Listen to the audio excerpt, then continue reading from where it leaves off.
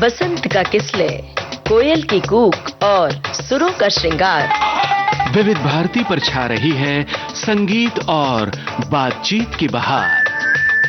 रंग बसंती।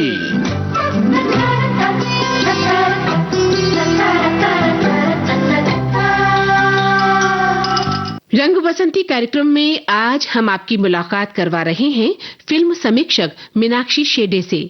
इनसे बातचीत की है यूनुस खान ने। आज आप सुनेंगे इस बातचीत का दूसरा भाग। ये बहुत ही यूनिक चीज है। ये उनको बताना था, ये उनका ऑडियंस को बताना था कि ये सिनेमा इतनी महान है कि हॉलीवुड भी एक सदी के बाद हमको तोड़ नहीं सके। क्या बढ़िया तोड़ से दो माने कच्चा नींबू है, राइट। सो ये इसीलिए उन्होंने ये फिल्म्स बताए। जी, जब ऑस्कर में लगान पहुंची और ये बहुत बड़ी बात थी क्योंकि बहुत लंबा समय था जब इंडियन फिल्म्स जो हैं वो लगातार कोशिश कर रही थी, लेकिन एक बड़ी कामयाबी किसी बड़े प्लेटफॉर्म पर नहीं मिल रही थी। जी। उस दौर में क्या इंटरनेशनल सेंटिमेंट्स थे अलग अलग फेस्टिवल्स में? In the festivals, so I think उनका तरीका एक्चुअली अलग है। जैसे कान बार्न वेनिस का सिस्टम कंप्लीटली अलग है और ऑस्कर का सिस्टम कंप्लीटली अलग है। एट वन लेवल ये कान बार्न वेनिस टोरंटो प्राइमरीली उनको इंटरेस्ट है मेरिट पे। जो बेस्ट फिल्म्स, जो 8,000 या 10,000 फिल्म्स आएंगे, उनका एक सिलेक्शन टीम होता है। हम यहाँ से इंडिया से या अलग अलग उनके जो कंसल्टेंट्स है, एडवाइजर्स है, वो रेकमेंड करेंगे और वो फाइनल सिलेक्शन होगा। तो जब वो जूरी रखते हैं कि best film, best director, best screen play चुनने के लिए, वो जनरली वो ऑलमोस्ट ऑलवेज वो जूरी का नाम और उनकी औकात माने क्या फिल्म्स उन्होंने बनाए वो वेबसाइट पे मिलता है। तो किसी को पता नहीं ये फिल्म को क्यों मिला, ये इसको बेस्ट डायरेक्टर को क्यों मिला, वो देख सकते हैं कि जूरी के लोग कौन कौन है, राइट। तो माने ये सिलेक्शन कैसे हुआ सबको क्लियर है, वेबसाइट पे है। माने कोई सीक्रेट चीज नहीं है। कोई भी जिसके पास इंटरनेट है, गूगल पे देख सकते हैं कि किसने चूज किया। ओके ना, ऑस्कर सिस्टम कंप्लीटली अलग है। आप क्वालिफाई ही नहीं हो सकते हो जब तक आपने अपना फिल्म एक हफ्ते में लॉस एंजलिस काउंटी में थिएट्रिकल रिलीज नहीं किया है। अरे बॉस यार, ये कहां से टपका है ना। हमारी फिल्म अच्छी है या नहीं है आप मेरिट पे देख लो। तो इसका मतलब है it is very industry driven, it's an industry driven award. मुझे जब नेशनल अवार्ड, मुझे बहुत खुशी हुई कि ये बॉलीवुड इंडस्ट्री का पद नहीं है, ये राष्ट्रपति देता है, president gives you the award, right. तो माने देश आपको सम्मानित कर रहा है। Whereas Oscar is a industry award, Hollywood industry का सम्मान है। बहुत बड़ा फर्क है, राइट। बिल्कुल। और ये क्वालिफिकेशन अगर है, अगर आपने थिएट्रिकल रिलीज एक हफ्ते के लिए, माने कितना पैसा लगाना पड़ता है एक हफ्ते में। लॉस एंजलिस थिएटर एक हफ्ते में, वो भी लोगों को आने के लिए, फिर भी वो हॉलीवुड रिपोर्टर वैरायटी में एड्स डालने पड़ते हैं, कैंपेनिंग करना पड़ता है, बहुत पैसा माने करोड़ों करोड़ों लगाना पड़ता है सिर्फ कैंपेन के लिए। ये किसको पैसा मिल रहा है? पूरी हॉलीवुड इंडस्ट्री के लिए ना, जो पब्लिसिस्ट हैं, पीआर लोग हैं, थिएटर वाले हैं, एग्जीबिटर, डिस्ट्रीब्यूटर, इनको सब पैसा मिल रहा है। आपने ये क्वालिफाई हुआ तभी मेरिट आएगा, इसके बाद में मेरिट आएगा, है ना। जिसके पास पैसे नहीं है वो कंसिडर नहीं होंगे ना। बिल्कुल। जिनको ये सब चीज करने के लिए पैसे नहीं है, सिर्फ अच्छी फिल्म बनाए, बहुत अच्छी फिल्म बनाई है, वो कंसिडर नहीं होंगे। तो उनका माने ओरिएंटेशन अलग है। लेकिन इंटरनेशनल फेस्टिवल्स में ऐसा नहीं होता। जिन फेस्टिवल्स की हम बात कर रहे हैं वहां मेरिट पर फिल्में चूज की जाती। वहां लगान या इस तरह की फिल्मों को लेकर किस तरह का रवैया था? वहां तक लगान पहुंची थी? I can't remember of hand, क्योंकि अभी बहुत साल हो गए, 20-25 साल होंगे, तो आई डोंट नो, मुझे याद नहीं कि कौन कौन से फेस्टिवल्स उन्होंने भेजा था। But Oscar campaign even to be on that list, even जैसे सलाम बॉम्बे और दिस मदर इंडिया वगैरह, we had a long history of trying for Oscar. इस साल and actually more and more documentaries को ऑस्कर कैंपेन में बहुत ही काफी they have got a lot of success. Okay, तो जैसे शौनक सेन का all that breeds, so this year even a very independent film जैसे पायल कपाडियाज All We Imagine As Light, right? Yes. So बहुत अलग तरीके के films are in the campaign Oscar. Also from Pakistan we had लगान भी कुछ फेस्टिवल्स में select हुआ, फिर ऑस्कर कैंपेन के लिए तैयारी होती है। सो टोरंटो फेस्टिवल में थी, लोकार्नो में थी, शिकागो में थी। एंड एक्चुअली टोरंटो फेस्टिवल जिसके साथ मैं जुड़ी हुई हूँ, वो actually it is seen as a early launch pad for Oscar campaign. अगर आप टोरंटो में सिलेक्ट हुए जी, तो आपका ऑस्कर कैंपेन वहां से शुरू होता है ढंग से। अच्छा। कोई भी एंट्री कर सकता है, ऐसे नहीं कि टोरंटो में सिलेक्ट हुई नहीं तो आप नहीं कर सकते हो, आप कर सकते हो। लेकिन ये सिलेक्शन हुआ तो ऑस्कर कैंपेन के लिए परफेक्टली मैच्ड है, क्योंकि सितंबर में है, तभी परफेक्टली मैच है, क्योंकि Oscar around Jan Feb March, ये गोल्डन ग्लोब्स, बाफ्टा, ऑस्कर सब जैन फेब मार्च के पहले सीजन में है। तो उनका submission entry, elimination round, shortlist round, ऐसे ही सब ये प्रोसेसेस जो शुरू होते हैं। तो टोरंटो के यूएसपी है, जो आप कहते हैं उसकी खासियत है कि ऑस्कर कैंपेन के लिए या पूरे अवार्ड कैंपेन के लिए एकदम अच्छा मैच है। जब आप वहां सिलेक्ट होते हो तो सबका अटेंशन है, नजर है वहां के, ओके अभी ये यहां से माने घोड़ा निकल पड़ता है इस तरह से, right. So it is very well match, और ये उसकी खासियत है। और उसके बाद Oscar campaign is much easy, और भी आसान है, सबका नजर आपके फिल्म पे है, इस तरह से है जी। इन दिनों में आप क्या देख रहे हैं, जिस तरह से होम बाउंड ने एक लंबा सफर तय किया था जी। आपको क्या लगता है कि क्या बेहतर होता जा रहा है सिनेमा ऑस्कर तक पहुंचने के लिए? Oh, that is a full googly question. बहुत ही गूगली क्वेश्चन आपने दिया है। आई थिंक सब लोग सोच रहे हैं कि ऑस्कर अवार्ड हमको चाहिए तो क्या करना पड़ेगा, बट ये सेम सवाल है कि अगर हमको फेस्टिवल में चुनना पड़ेगा तो क्या करना पड़ेगा, या हमको 10 करोड़ बॉक्स ऑफिस में बनना है तो क्या करना पड़ेगा। ये सवाल हवा में फिर रहे हैं। बिल्कुल। कुछ लोग बोल रहे हैं हाँ ऐसा किया तो मिलेगा, कोई गारंटी नहीं, माने झूठ बोल रहे हैं। कोई भी लिख के नहीं दे सकता है आपने ये चीज किया तो आपको 100 करोड़ मिलेगा, या कान में सिलेक्ट होगा, या ऑस्कर मिलेगा, राइट। एक्चुअली गारंटी किसी की भी नहीं है, लेकिन कुछ लोग एक्सपीरियंस से बता सकते हैं कि ये चांस है अगर ये किया। हम सोचते हैं, हमको लगता है, लेकिन गारंटी कोई नहीं दे सकता है। सिर्फ ऑब्जर्व करके देख के कि गई फिल्म में क्या क्या था, तो सब लोग एनालिसिस करते हैं। लेकिन मुझे पर्सनली इतने सालों का एक्सपीरियंस जो है, जो मैंने ऑलमोस्ट 30 साल सिर्फ प्रोग्रामिंग में किया है, बहुत फेस्टिवल्स वर्ल्ड वाइड में काम करके, मुझे लगता है एक ही चीज आपकी बहुत ही बड़ी ताकत है, जो आपको एक्चुअली कहानी बोलनी है अपनी तरीके से, वो ही बोलो। क्योंकि जब आप दिल से बोलते हो अपनी बात, तो वो बहुत ओरिजिनल बनती है। जो आपकी सोच है या कल्पना है या अपनी इमेजिनेशन है, तो उसके तरीके से जो आपने बनाएंगे, यो कोई और आपके विचार नहीं सोचेंगे, आपकी बोली नहीं बोलेंगे, आपकी कल्पना नहीं कॉपी कर सकते। तो ये ही आपकी बहुत ही यूनिक चीज है। जब आप कैलकुलेट करते हो, हाँ को इनको ये डाला तो ये मिलेगा, जो कुछ मैनिपुलेशन आ जाता है, जो आप कर रहे हो अपने कला में, जो आप एक्चुअली आपको पसंद नहीं या इंटरेस्ट नहीं है, लेकिन प्रोड्यूसर बोलता है नहीं हमको हैप्पी, चेंज करो हमको हैप्पी एंडिंग चाहिए, या चेंज करो हमको और 3 गाना लगाओ, या ऑस्कर के लिए कुछ दुखी दर्द भरी कोई पॉवर्टी का फिल्म के बारे में, गरीबी के बारे में, या कुछ बहुत दुखी, हाँ हैप्पी एंडिंग बनाओ लेकिन बहुत दुखी, और सम रूरल इंडिया बताओ, या जो कुछ है। हमको लगता है ये किया तो मिलेगा। एक्चुअली अगर कलाकार को इंटरेस्ट नहीं है तो माने फेक हो जाता है, मैनिपुलेशन, कैलकुलेशन हो जाता है। ये करना है इसीलिए माने उसमें मैथ्स आ जाता है, अरिथमेटिक हो जाती है कि ये डाला तो ये निकलना चाहिए, ये हम नहीं बोल सकते माने। तो आई थिंक ये हमको पता लगता है, प्रोग्रामिंग में जो एक्सपीरियंस है हमारा, हमको इमीडिएटली पता लगता है कि ये फेस्टिवल फिल्म है या ऑस्कर फिल्म है, ये इसके लिए ट्राई करी है, और हम वहां से बहुत दूर भागते हैं। माने भागते नहीं, माने हम ऐसे ही बोल रही हूँ, माने इतना इंटरेस्ट कम हो जाता है क्योंकि ये दिल का बात नहीं बोल रहा है, हमको इमीडिएटली पता लगता है कि कैलकुलेशन। हाँ कैलकुलेशन। बूम जैसी फिल्म ने इन दिनों में बड़ा नाम कमाया है। आपको लगता है कि जो रीजनल सिनेमा इंडिया का, वहां से भी बहुत सारी उम्मीदें निकल के आती हैं, चाहे वो एसएमई सिनेमा हो, चाहे वो नॉर्थ ईस्ट से हो, साउथ का सिनेमा बहुत उम्मीदें जगाता है कहीं ना कहीं। बहुत। सो मैं शुरुआत से ही एक्चुअली आई वाज लुकिंग हमारे काम में, बहुत ही I am very interested in India के सब सिनेमाज में।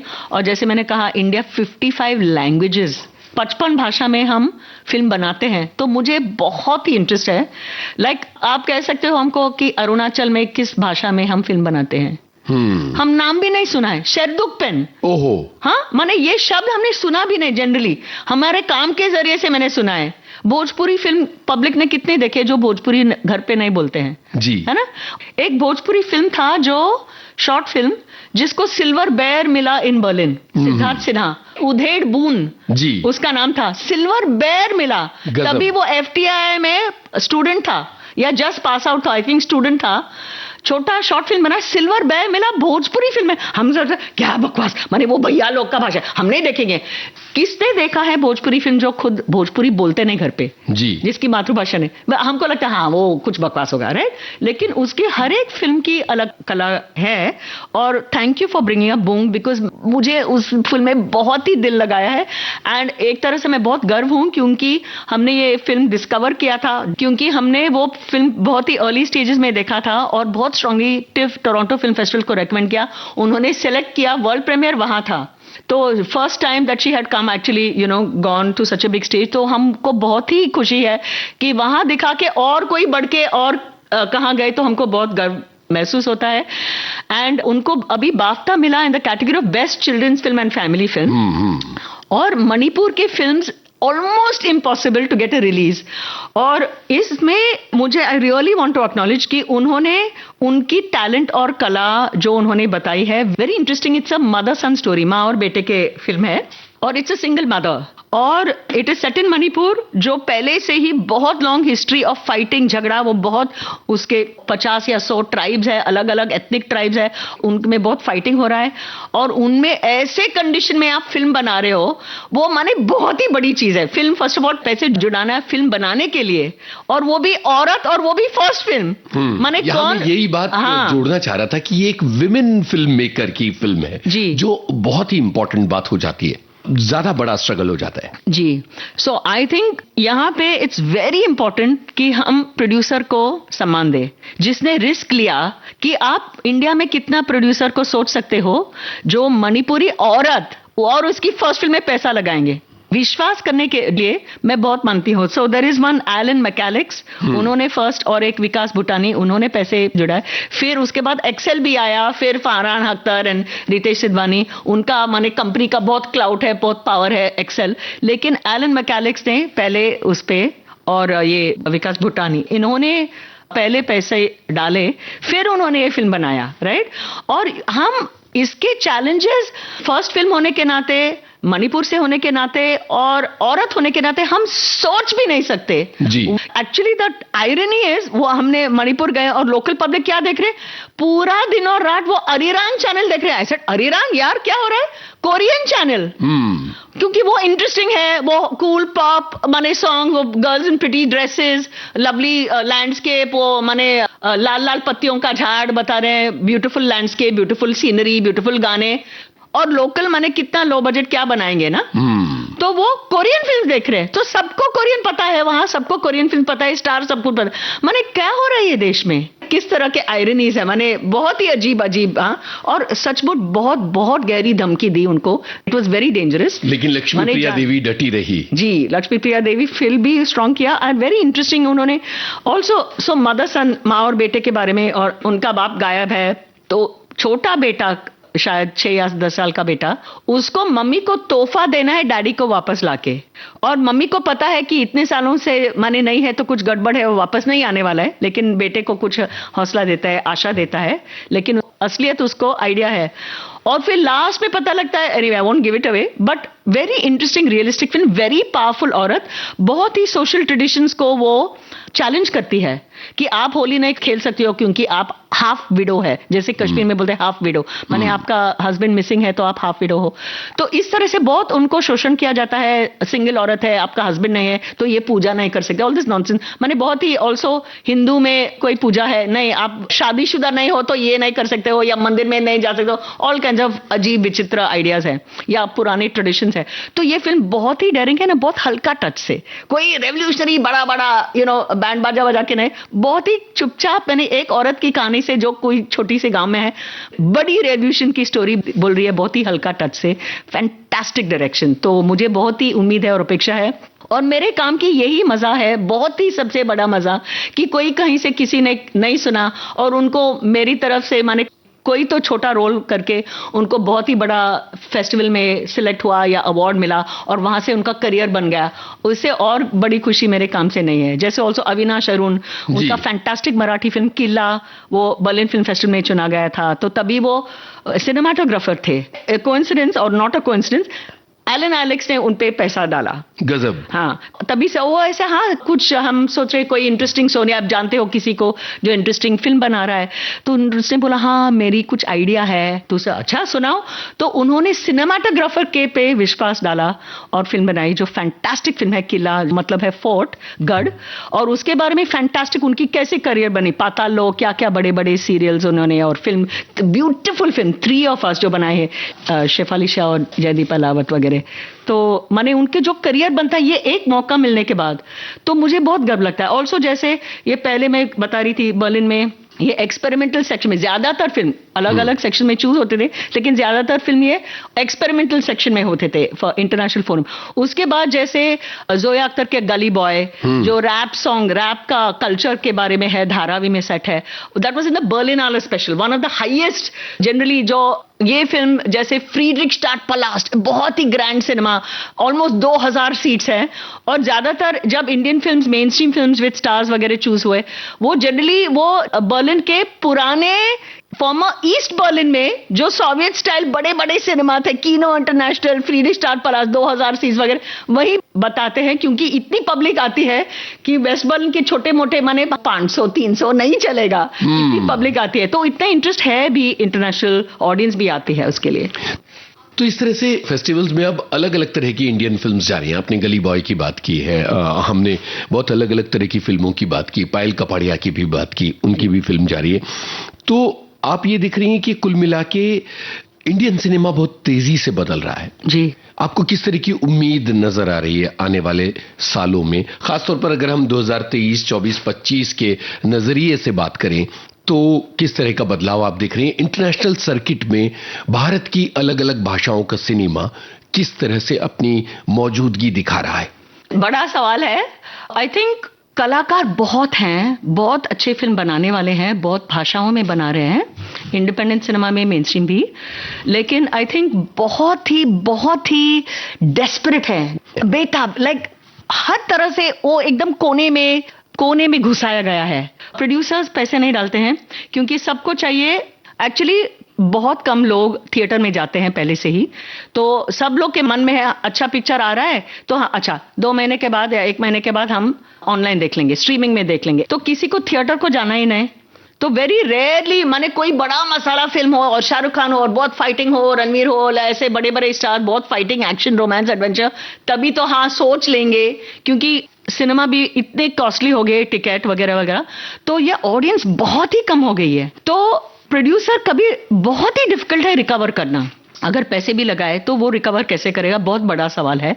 तो सभी कलाकार सिर्फ पीछे पड़ेंगे ऑनलाइन, तो कितना फिल्म अकोमोडेट करेंगे, नहीं हो सकता है। जो फिल्म बना रहे हैं, सप्लाई बहुत बड़ी है और डिमांड इतनी है, तो बहुत ही बड़ा फ्रस्ट्रेशन है जो कलाकार अपनी फिल्म नहीं बना सकते या रिलीज नहीं कर सकते या कोई भी पैसे डालने के लिए तैयार नहीं है, जो फिल्म भी बताया भी, डिस्ट्रीब्यूशन किया हो, थिएटर में है और अब भीख मांग रहे, अरे मेरे फ्रेंड, अरे यार प्लीज आ जाना, और क्योंकि आपका 2 बजे का दोपहर का मंगलवार का शो मिल रहा है, एटसेट्रा एटसेट्रा है। माने फिल्म भी थिएटर में भी है तो भी आपको माने डेस्परेट हो कि ऑडियंस नहीं आ रही है, ठीक है, और सोशल मीडिया पे जो भी ट्राई, एक डेस्परेशन है, it is very desperate, right. और हम इस तरह से ये जो हालात हैं, and then this terrible censorship, right, very powerful censorship. तो अभी सेंसरशिप की जरूरत भी नहीं है, जो इतने ये नहीं बता सकते हो, वो नहीं बता सकते हो, इतनी बुरी हालात है कि लोग ज्यादातर सेल्फ सेंसरशिप करते हैं, उनको पता है कि ये नहीं चलेगा तो पहले से ही नहीं लिखते हैं। तो हम एक्चुअली जो बोलना चाहते हैं, हम धीरे धीरे गूंगे बोल रहे हैं और माने मिष्टी पिक्चर्स बना रहे हैं, लेकिन एक्चुअली दिल में जो है, या कला बताने वाली जो एक्चुअली जो कला है, फिल्म एक कला है, वो खिल के नहीं आ रही है। तो हम बहुत ही कुचल के उनको सांस लेने को हम चांस नहीं दे रहे हैं, वो सांस नहीं ले सकते हैं, खुली हवा में सांस नहीं ले। हाँ, तो बहुत वजह है। तो एक तरह से फेस्टिवल्स है जो थोड़ी सी ऑक्सीजन है कि बस उनको कोई माने उनको सेंसरशिप का कोई दिक्कत नहीं, इतनी एटलीस्ट इतनी दिक्कत नहीं है, और उनको सेंसस की सर्टिफिकेट भी नहीं लगता है फेस्टिवल में भेजने के लिए। और आप बांग्लादेश के हो, आप कोलंबिया के हो, आप जापान के हो, आप वागाडुगु के हो, उनको कोई इंटरेस्ट नहीं है, उनको अच्छी फिल्म के इंटरेस्ट है कि आप फेमस ये हो या उसमें स्टार हो, कोई भी इंटरेस्ट नहीं है। वो तो माने वो स्टार वाली फिल्म डालेंगे, लेकिन इंडिपेंडेंट सिनेमा जो कलाकार के सिनेमा है उसमें कोई स्टार भी नहीं हो, कोई जाने माने कोई भी नहीं हो, लेकिन फिल्म बहुत ही अच्छी है, वो मेरिट पे बहुत चलता है वहां पे।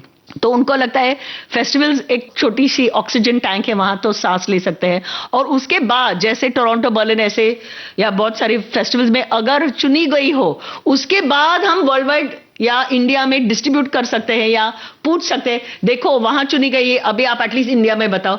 तो आई थिंक मेरी जिंदगी पे बहुत सी most pathetic irony, I don't know what is Hindi में, आप ही बोल देना, विडंबना, कि हम इंडियन हैं और हमारे काम के जरिए से हम ये सब टॉप फेस्टिवल्स के साथ काम जुड़े हुए हैं, जूरी पे या प्रोग्रामिंग या जो के, तो हमको इंडिया के बेस्ट फिल्म हमको देखने मिलते हैं, और वो भी कान, बर्लिन, न्यूयॉर्क, टोरंटो में, और इंडियंस को ये बेस्ट ऑफ इंडियन सिनेमा नहीं दिख रहा है। तो ये बहुत ही बड़ी दर्द है मेरे दिल में, कैसी सिचुएशन आया है, इंडियंस हमारी बेस्ट कलाकार नहीं देख सकते हैं। क्या ओटीटी चैनल आने के बाद प्लेटफॉर्म मिला है इस तरह की फिल्मों को भी, या अभी भी डिफिकल्टी है? नहीं है, और एक्चुअली बहुत लोगों को लगता है कि यही एक फ्यूचर है, माने फ्यूचर है तो ओटीटी पे है, और वो हमको बहुत ट्रैजिक लगता है।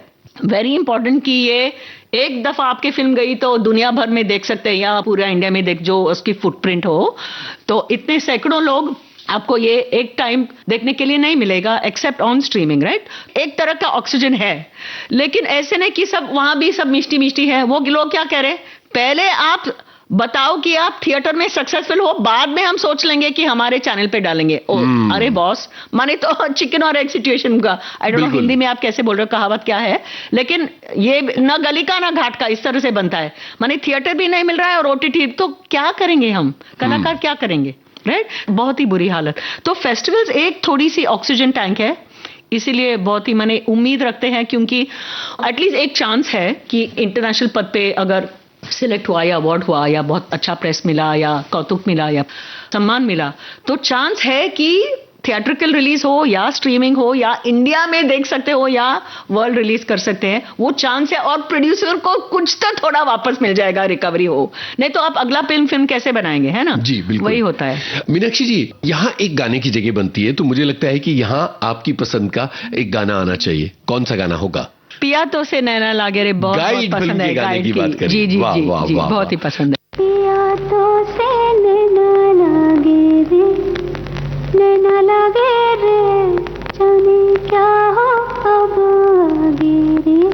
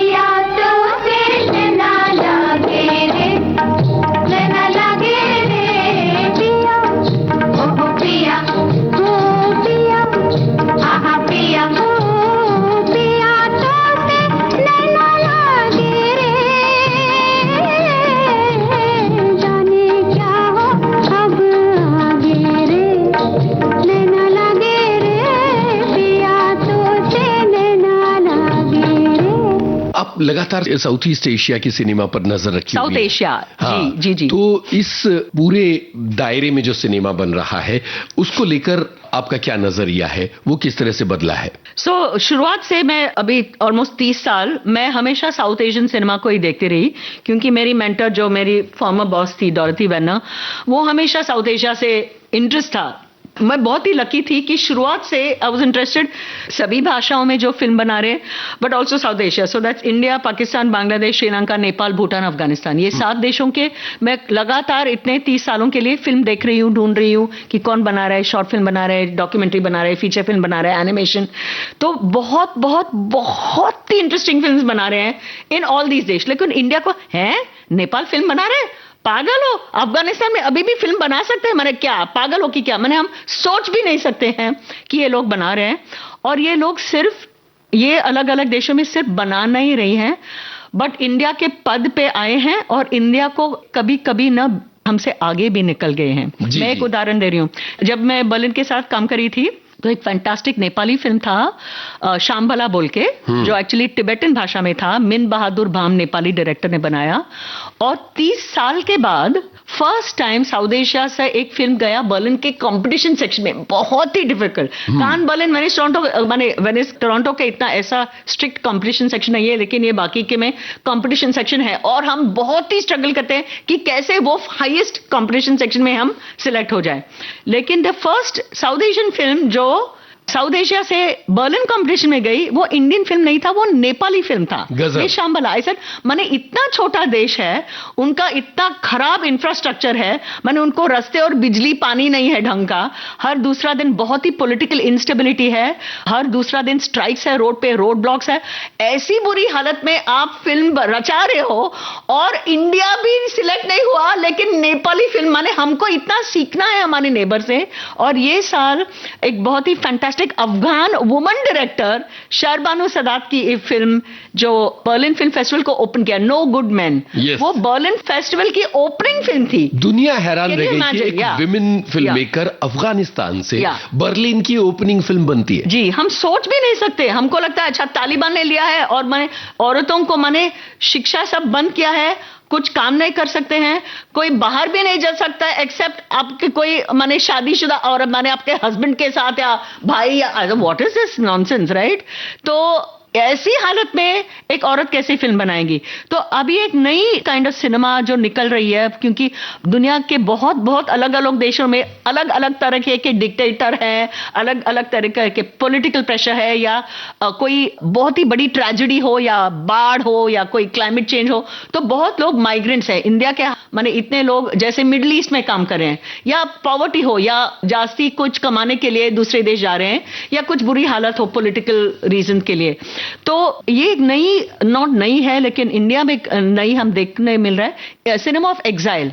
जैसे शहरबानो सदात, वो अभी माने तालिबान के टाइम पे बहुत ही बुरी हालत थी है, और तभी बहुत लोग ट्राई किया कि देश से बाहर निकले और कहीं भी दूसरे जगह में हम जिंदगी जिए और कुछ काम भी करें। तो अभी ये शहरबानो सदात हैम्बर्ग में रहती है, जर्मनी में, और जर्मन फंड्स के साथ उन्होंने ये फिल्म बनाया। एक्चुअली अफगानिस्तान में अभी वापस जाके शूट नहीं कर सकती है, तो उन्होंने, जर्मनी ने काफी फिल्म बनाए, उसके पहले फिल्म उज्बेकिस्तान या कहीं सिमिलर लैंडस्केप, और एक दूसरी अफगान वुमन फिल्म मेकर रोया सदात, उसकी लेटेस्ट फिल्म सीमा सॉन्ग उन्होंने ग्रीस में शूट किया, जहां लैंडस्केप या पहाड़ या ऐसे पीले पीले रंग के या रॉकी माने पत्थर वाले पहाड़, इस तरह से जहां पैसे मिल रहा है।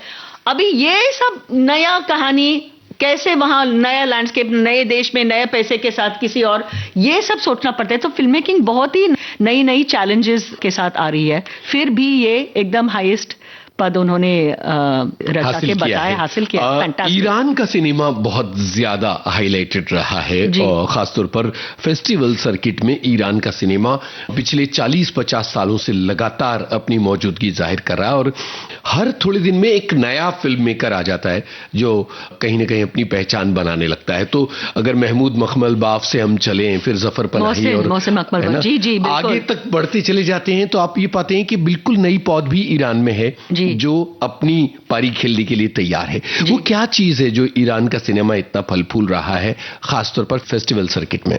ये जो जाने माने जो नाम आपने बोले हैं वो तो बहुत सालों से ही फेमस है। जाफर पनाही है, मोहसिन मकमल बफ, बहुत सारे हैं। But also there are lot of women film makers, Rakhshan बनी इत्तेमाद, जो इंडिया में काफी दफा आए हैं। So lot of very different kinds of film making happening. और इतनी टफ रिलीजियस रिजीम है जो उसके बावजूद सेंसरशिप है, बहुत से कलाकार जेल में हैं। Jafar Panahi under home arrest से बहुत सालों के लिए जेल भी गए हैं। बहुत लोग अरेस्ट किए हैं, कलाकार मर्डर भी किए हैं, साधारण लोग और ऑल्सो कलाकार। किसी ने कुछ गाना गाया तो इसलिए मर्डर हुआ। तो एक सीन है बहुत ही interesting in No Good Man, जो शर्बानू सदात ने किया है अपना ओपनिंग फिल्म में बर्लिन का। तो एक सीन है जो एक्चुअली वो फिल्म है एक अफगान वुमन जर्नलिस्ट के बारे में। तो वो अफगान काबुल टीवी में काम करती है, वो सिनेमाटोग्राफर है और उसको कोई माने इंपॉर्टेंस नहीं दे रहा है। माने औरत, माने आप पीछे बैठो, वो मर्द सब जा रहे हैं, मेल रिपोर्टर सब, टॉप रिपोर्टर सब मेल है, जेंट्स हैं। तो एक दिन उसको एक स्कूप इंटरव्यू मिलती है तालिबान लीडर के साथ, और वो सिनेमाटोग्राफर नहीं आ सकता है, उसके फैमिली में शादी है या कुछ। तो वो बोलते हैं मैं आऊंगी, मैं तू मत आ जा, मैंने और किसी वो ट्राई करता है कोई ना कोई, लेकिन औरत को नहीं ले सकता है। तो कोई नहीं मिलता है, तो उसको ये सिनेमाटो लेकर जाना पड़ता है मजबूरी में। तो एक्चुअली क्या होता है, वेरी इंटरेस्टिंग, कि वो बहुत माने घमंड है, वो तालिबान लीडर, अच्छा मैं इंटरव्यू दे रहा हूं। तो ये सिनेमाटोग्राफर जो है, तो वो उसको देखता है, माने वेरी डिसअप्रूविंग, उसको अच्छा नहीं लगता कि ये औरत यहाँ कहाँ से टपकी है और क्यों टपकी है और आपने कैसे छोड़ा, माने हिम्मत कैसे हुई, इस तरह के माने नजर देता है। फिर वो सवाल करता है, इंटरव्यू करता है, फिर वो रिप्लाई भी नहीं देता है, ऐसे ही निकल के वो जा रहा है। और उसको पता लगता है कि उसका हिजाब 1 इंच नीचे आया है और उसके आधा सेंटीमीटर के बाल दिख रहे हैं, और उसके नजरिए से ये हराम है। तो वो इंटरव्यू नहीं देता और निकल जाता है। तो ये मेल रिपोर्टर सीनियर जो है, उनको बहुत गुस्सा आता है कि आपकी वजह से मेरा इंटरव्यू नहीं हुआ, इतने महीनों के बाद मुझे स्कूप मिला और आपने खराब किया ये। तो वो इतना गुस्सा आता है कि वो बीच रास्ते में, जो आप वापस जा रहे हो ऑफिस को, बीच रास्ते में उसको नीचे उतार देता है। अभी वो वैलेंटाइंस डे आ रहा है काबुल में। वेरी इंटरेस्टिंग, ये अमेरिकन इन्फ्लुएंस और तालिबान दोनों एक साथ, माने उनको बिजनेस करना है तो रोज देना पड़ता है, ग्रीटिंग कार्ड देना है, माने दिस, ये उसके साथ धंधा भी चल रहा है और तालिबान के वैल्यूज भी American values. Very interesting observation जो है, भी है ये। बहुत ही कन्फ्लिक्टेड एंड वेरी, माने साधारण लोग को क्या इंटरेस्ट है पॉलिटिक्स में, उनको अपनी जिंदगी जी रहे हैं। तो वो उसको भगाता है, माने नीचे उतार दिया गाड़ी से और बोलता है वैलेंटाइन डे के लिए आप वॉक्स पॉप करें। तो वॉक्स पॉप मतलब ऑर्डिनरी लोगों का राय पूछो और वीडियो करो। हम तालिबान लीडर करेंगे, आप रस्ते के लोग के वॉक्स पॉप आप कीजिए।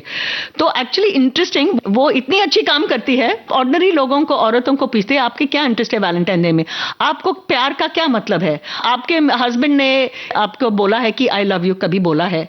कोई भी औरत जो रास्ते पे है, जो सब्जी बेच रही है, जो कुछ वो बोल रहे, वो मेरे 60 साल के लिए मैं शादी हुई, मेरे हस्बैंड ने एक दफा भी नहीं बोला कि आई लव यू, मैंने ये शब्द कभी नहीं सुना है, और इतने मारते हैं, पीटते हैं वगैरह वगैरह। तो ये रियलिटी जो निकलती है, तो किसी ने औरत को राय पूछा ही नहीं कि आपकी जिंदगी के कोई इंटरेस्ट बताए नहीं। ये सब बड़े जेंट सब बजूका लेके बैठे हैं अपने, और सब ब्लास्फेमी है और ये सब पावर गया है, लेकिन ऑर्डिनरी लोगों के, औरतों के बारे में किसी ने इंटरेस्ट भी नहीं, कि उनको कुछ आइडिया ही नहीं कि उनके मन, उनके दिल पे क्या चल रहा है। तो ये काइंड ऑफ स्कूप बनता है और वो काबुल टीवी को बहुत पसंद है और वो ये चलाते हैं। तो सडनली उसको इंटरेस्ट मिलता है कि अच्छा इंटरेस्टिंग काम करिए, but she does something more powerful.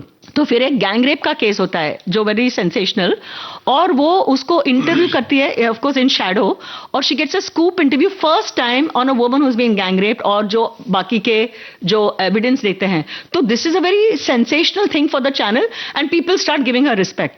तो ये सब वेरी इंटरेस्टिंग है, जो अपनी औरत सिर्फ काम करी है लेकिन कभी मौका नहीं मिलता है। तो सडनली अच्छा उन्होंने ये भी काम किया, जैसे माने क्या मेंढक हो, क्या है वो, माने औरत है, प्रोफेशनल है, उन्होंने क्वालिफाइड एक्सपीरियंस्ड है, लेकिन कोई उसको रिस्पेक्ट नहीं देता है, सम्मान नहीं देता है, चांस नहीं देता है, मौका नहीं देता है काम करने को। So it's a lot of commentary on many things on this patriarchy वगैरह।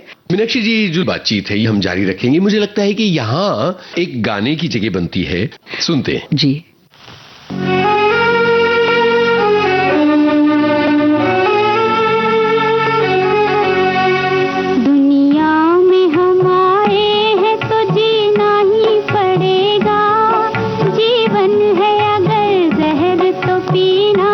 पड़ेगा।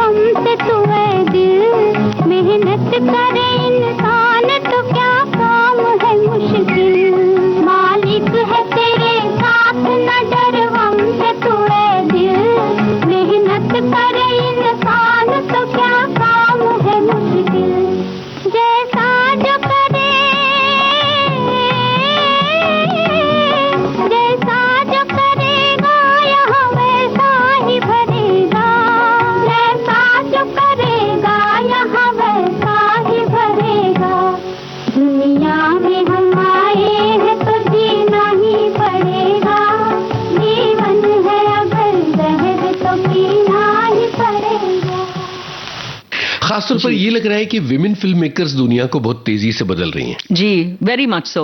और आई थिंक उनको और भी भूख है, क्योंकि उनको चांस कभी नहीं मिला है। तो जब चांस आते, जैसे बूंग में जैसे उसके बहुत हल्का टच से किया, I think specially first film में क्या मैंने ऑब्जर्व किया, दुनिया भर के सब के बारे में जिसके आपको कलाकार को कमेंट करना है वो सब घुसाते हैं कि माने आगे चांस मिलेगा कि नहीं, सब अभी बोलना है। इस तरह की भूख होती है ना, very interesting.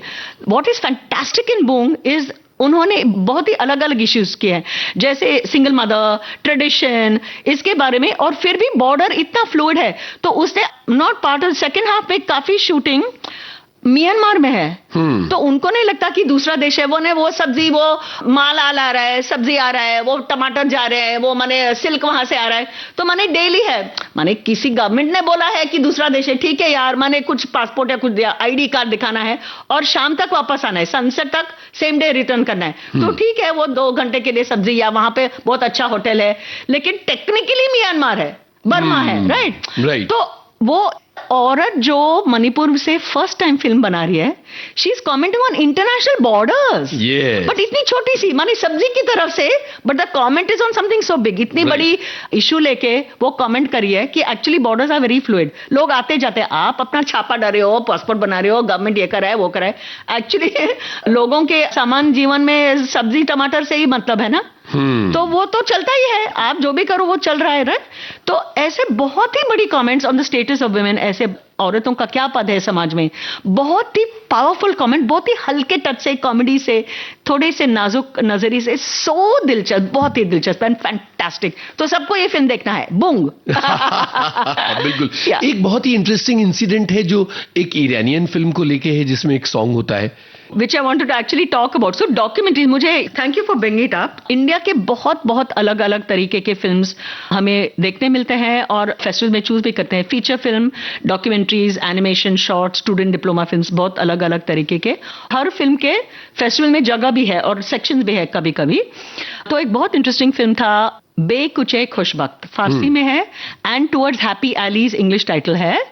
Very interesting film जो बाय श्रीमोई सिंह, वो कलकत्ता की एक जादवपुर यूनिवर्सिटी में स्टूडेंट थी और उनको ईरानियन सिनेमा में सब्जेक्ट था और ईरानियन पोइट्री में बहुत दिलचस्पी थी, और जो उन्होंने कविता पढ़े हैं, माने वो उन्होंने इंग्लिश ट्रांसलेशन में पढ़ा, तो वो कुछ दुखी थे, उनको लगा कि ये अच्छा ट्रांसलेशन नहीं है, तो मुझे ओरिजिनल में मुझे पढ़ना है।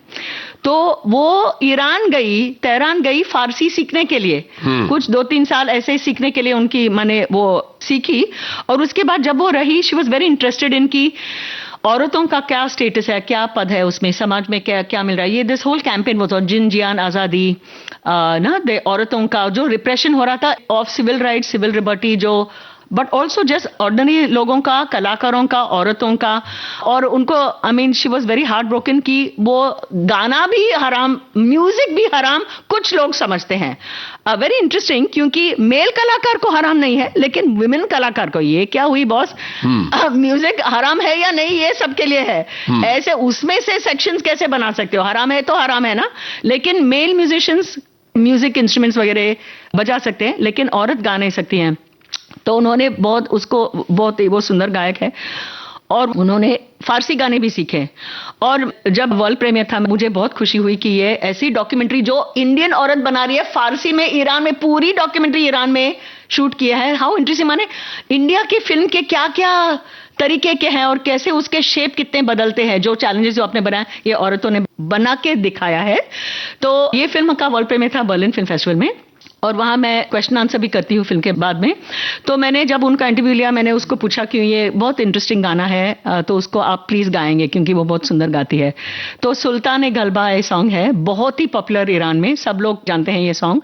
और फिल्म में जब वो एक स्कूल में जाती है क्लास में, और वो इसके बारे में बोलती है, म्यूजिक के बारे में वो जनरल चर्चा होती है, और वो ये सॉन्ग गाती है, और उसके पहले वो टीचर ने, गर्ल्स का क्लास है, बच्चियों का, तो उनको बोलते आप नहीं गा सकती हो, क्योंकि उनके लड़कियों के लिए हराम है, लेकिन वो इंडियन है तो ये कायदा उसको लागू नहीं है, तो वो ये सॉन्ग गाते हैं। तो एक्चुअली सब हाँ कि एक इंडियन औरत हमारा गाना गाते, तो वो सब जुटे और वो सब गाते हैं, तो वो क्लाइमैक्स है। तो मैंने उसको बोला प्लीज गा गए।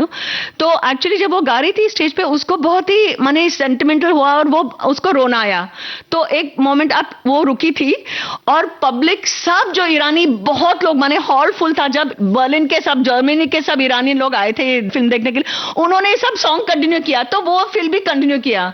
तो सब लोग खड़ा होके रो रहे थे कि इंडियन औरत हमारा गाना गा रही है वाह वाह वापस हमको, राइट। तो उनको इतनी पर्सनल ये कनेक्शन हुआ, which is not just a film connection, right. So it was very beautiful. तो आप जिन फेस्टिवल से जुड़ी रही हैं उनसे जुड़ी कुछ और यादें जो मोस्ट मेमोरेबल मोमेंट्स हैं वो हमारे साथ बांटिए, कुछ incidents. So this for me 100% is one of the most moving things, या टॉप वन। एंड एक्चुअली मैंने बाद में ये गाना भी सीख लिया बिकॉज बहुत, तो फिर गा के सुनाइए। Oh my God, very beautiful.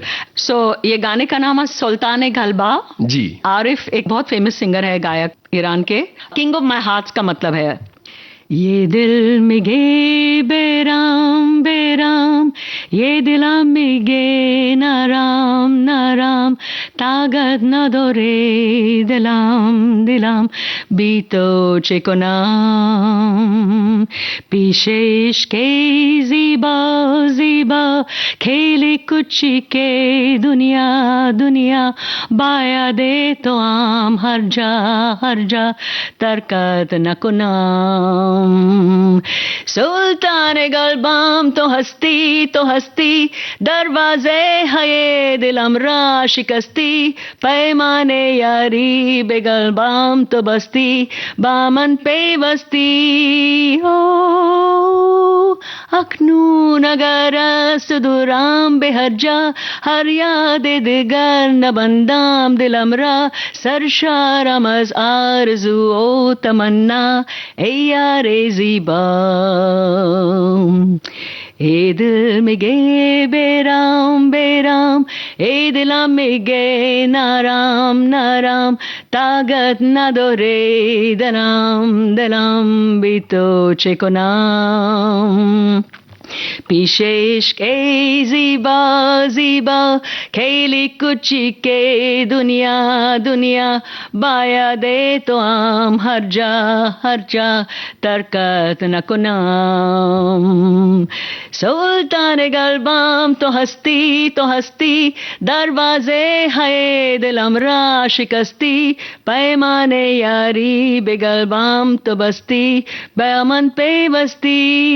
ओ अखनून अगर सुदूराम बेहजा, बरियादे दिगर न बंदाम दिल अमरा, सरशारा मजार जुओ तमन्ना, ए यारे ज़ीबा।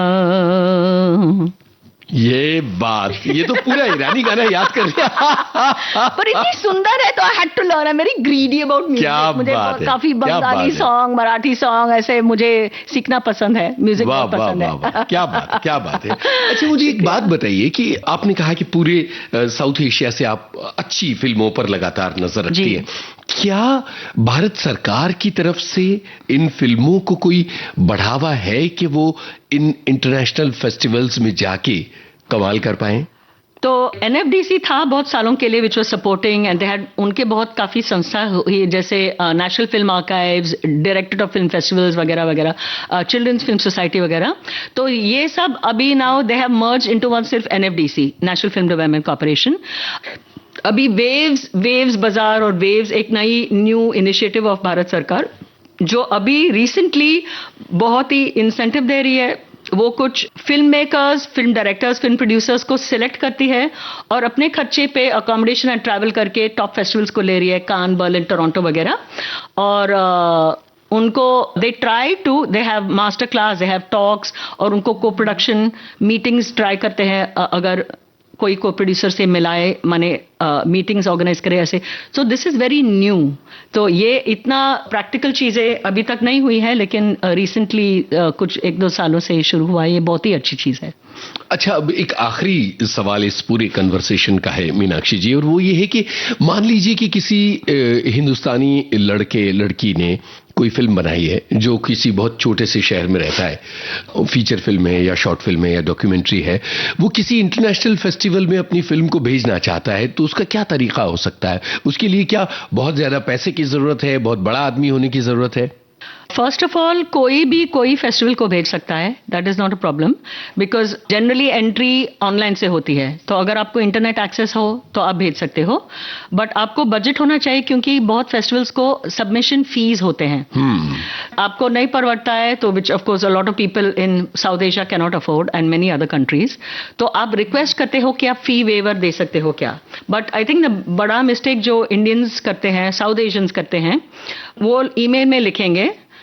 जब हम अभी बात करें, मेरे ईमेल में 40,000 ईमेल्स आए हैं फिल्म मेकर से। बाप रे, 40,000। अगर 50 हो या 100 हो, मैं तय कर सकती हूँ कि इस हफ्ते में या इस महीने में जरूर सबको उत्तर दूंगी, बट 40,000 हो गए तो मैं कंप्लीटली पैरालाइज हूँ। मैं किसी को भी मैंने आंसर नहीं दे सकती हूँ, मैंने थोड़े थोड़े ऐसे। तो एक्चुअली आप फी वेवर मांग सकते हो फेस्टिवल से, लेकिन मुझे लगता है कि आप सिर्फ बोल रहे हो मैं नीडी फिल्म मेकर हूं, मैं इंडिपेंडेंट फिल्म मेकर हूं, मेरा बजट नहीं है, मुझे प्लीज वेवर दो। आप सामने वाले पार्टी को नीडी फिल्म मेकर पेश आते हो। अगर आप बोलते हो मैंने एक बहुत अच्छा फिल्म बनाया है और मुझे कॉन्फिडेंस है कि आपको पसंद आएगा, आप ये फेस्टिवल में सिलेक्ट होंगे, मैंने आपके नियम पढ़े हैं, रेगुलेशंस, और मैं एलिजिबल है, ये मेरा लिंक है, स्क्रीनर लिंक, और अगर आप दे सकते हो तो मुझे बहुत मेहरबानी होगी। ये कंप्लीटली दूसरा तरीका। मैं अच्छा फिल्म मेकर हूं, ऐसे नहीं कि आपका नुकसान हो जाएगा, लेकिन मैं आपको बहुत अच्छा फिल्म प्रेजेंट कर रहा हूं और ये लिंक है और मैं एलिजिबल हूं, मैंने आपके नियम पढ़े हैं और मैं क्वालिफाई होता हूं। Yes, that's very important. ये तरीका बहुत ही जरूरी और अच्छा तरीका है। तो आप डिग्निटी से आप पूछ रहे हो, क्योंकि आपकी काबिलियत आप प्रेजेंट कर रहे हो, और लास्ट में पूछ रहे हो कि आप फी वेवर देना, राइट? आप पहले से ही फीवर मांग रहे हो, माने दुनिया भर में हर एक 90% फिल्म मेकर नीडी है ना, उनको जरूरत है फीवर, मांगेंगे और मांगते भी हैं, तो आप में क्या फर्क है उनमें से, राइट? तो नेवर नेवर नेवर आस्क कि मुझे मेरा बजट नहीं, प्लीज दे दो। आप नीडी बन के मत प्रेजेंट करो। नीडी है सबको पता है, 90% फिल्म मेकर नीडी है सबको पता भी है, राइट? वो नई बात नहीं है, लेकिन आप जिस तरह से आप प्रेजेंट करते हो, आपकी काबिलियत पहले बताओ, आपकी क्वालिफिकेशन बताओ और आपकी स्क्रीनर बताओ, फिर बोलो कि अभी आप प्लीज दे दो तो मुझे मेहरबानी होगी। जी, बहुत बहुत शुक्रिया इतनी लंबी बातचीत करने के लिए और इतने इंटरेस्टिंग इंसिडेंट्स हमें सुनाने के लिए। बहुत बहुत धन्यवाद। आपको भी बहुत बहुत शुक्रिया, मैंने भी बहुत एंजॉय किया है। Thank you.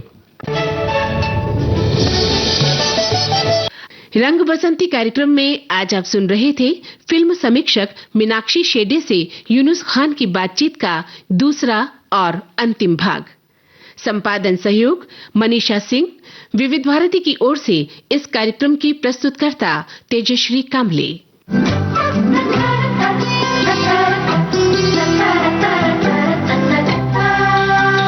रंग बसंती।